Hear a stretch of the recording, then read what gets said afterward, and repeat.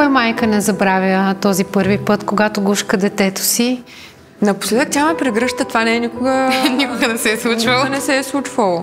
Откакто той се роди, осъзнахме, че всъщност е доста лесно да намериш време за смислените неща. Определено аз съм човека, който по-често забравя да бъде близък от двама ни. Не живеем заедно. Бих могла да кажа, че не е много често.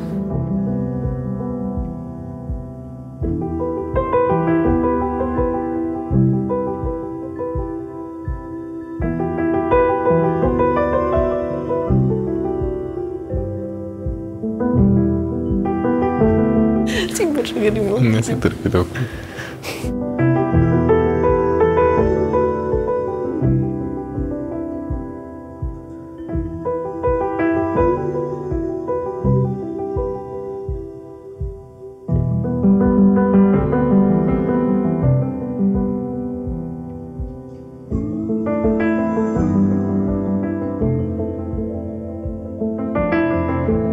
След тази прегръдка се чувствам приятно, спокойно ми е на душата, както се гушнем. Аз лично се почувствах, сякаш няма друго място и време, където искам да бъда.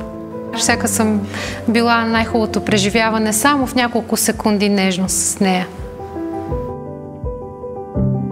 Много. Много. Много го обичам.